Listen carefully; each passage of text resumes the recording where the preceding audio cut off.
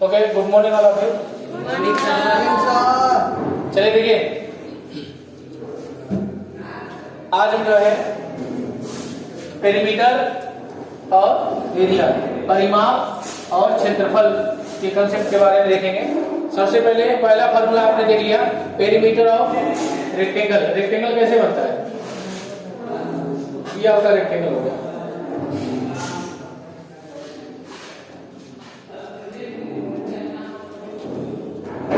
अब ये आपका लेंथ हो गया और ये हो गया आपका ब्रेथ, लंबाई और चौड़ाई, एल और बी, लेंथ और ब्रेथ, ठीक है। और ईच जो है कि ये 90 होगा, ठीक है। तो ये आपका रेक्टेंगल शेप होता है, ठीक है। आयत बोलते, क्या बोलते हैं? आयत।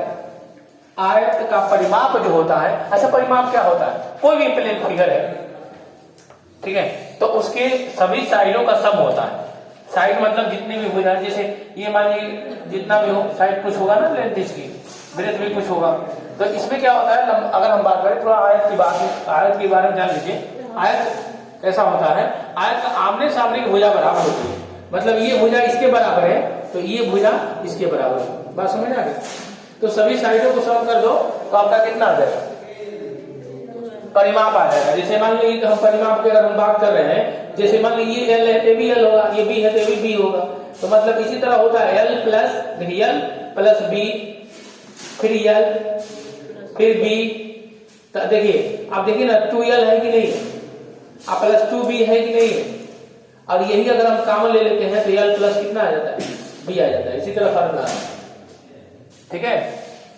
तो इसे ये यूनिट क्या लिखा है? यूनिट माने मात्रा का। जैसे मीटर होगा मीटर, सेंटीमीटर दिया होगा, इस तरह दिया होगा। स्क्वायर मतलब वर्ग का क्षेत्रफल। ये आयत हो गया, आयत का परिमाप, ये वर्ग का परिमाप, वर्ग का परिमाप। तो वर्ग क्या होता है? तो वर्ग मतलब अगर बात हम करें तो वर्ग में चारों भुजाएं बराबर होती। जैसे ऐसे फिगर आप साइड में बना लीजिएगा, जैसे ये बराबर सब आपस में, और सब प्रत्येक एंगल जो होगा 90 का होगा, ये सभी होगा। अगर मतलब ये ए है तो भी ये होगा, ये भी ये होगा और ये भी ये होगा। अगर इसमें परिमाप के अगर हम डेरिवेशन की बात करें तो देखो परिमाप होता क्या है? जितनी भी साइड है उसका सम होता है। तो जैसे यहां पे लीजिए ए प्लस, फिर से ए, फिर प्लस ए, फिर प्लस ए, कितना ए है? 4a है कि नहीं? 4a आ गया, परिमाप आपका 4a आ गया, ये आपका परिमाप निकल जाएगा। और जहां ए क्या है? ये साइड है, ये आपका क्या है? साइड। तो वही लिखा है 4a साइड, ठीक है। आपको इसको शॉर्ट में कैसे याद कर लेना है? आपको हम यहाँ शॉर्ट में दिखा दे रहा हूं, आपको शॉर्ट में कैसे याद कर लेना है। शॉर्ट में जैसे पी रेक्ट पे लिखा है, पी रेक्ट मतलब हो गया आयत का परिमाप। किसकी परिमाप? आयत का परिमाप हिंदी में लिखेंगे। आयत का परिमाप क्या हो जाएगा?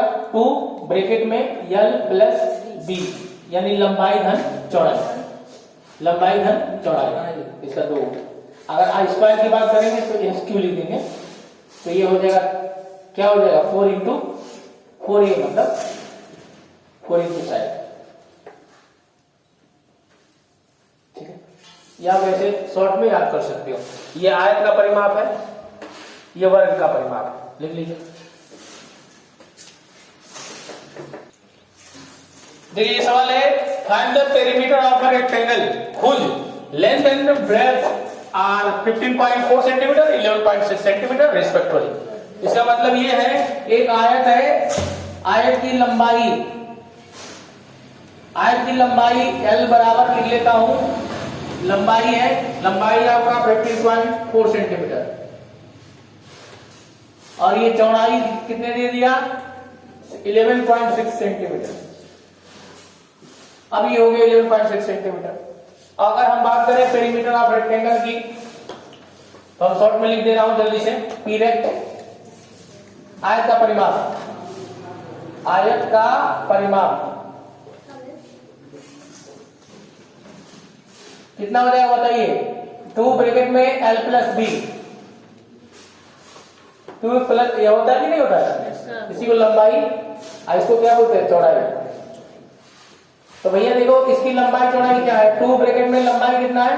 15.4 प्लस कितना? 11.6 सेंटीमीटर। दोनों को जोड़ लो, जल्दी से गुणा कर दो। 6 4 10 के 0 हासिल 1 और 5 1 6 7 1 3 2 27.0 यानी 27 गुना कितना हो गया 54 सब। हाँ वही कर हो कि नहीं होगा 54 सेंटीमीटर। ये हो गया आंसर, जल्दी कर लीजिए।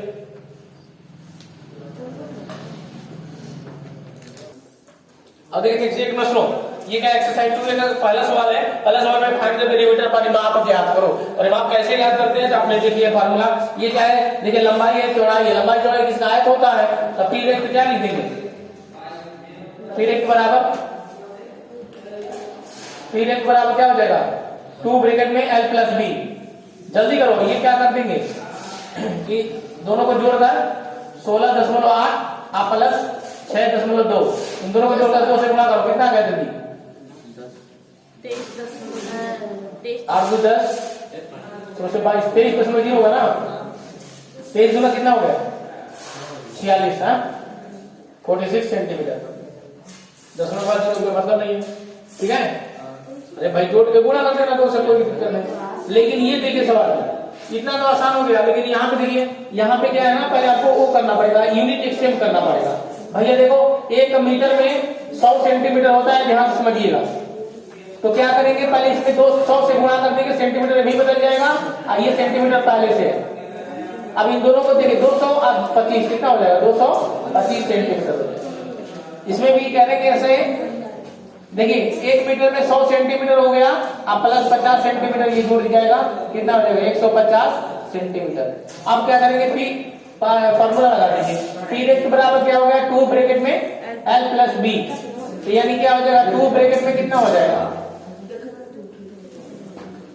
225।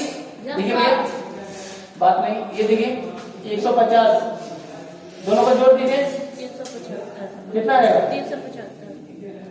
375, कितना हो जाएगा गुणा कर दीजिए, 2 25 10 के 0 हासिल 1, 2 से 14 15 के 5 हासिल 1 और 2 3 6 7 हो जाएगा ना सेंटीमीटर।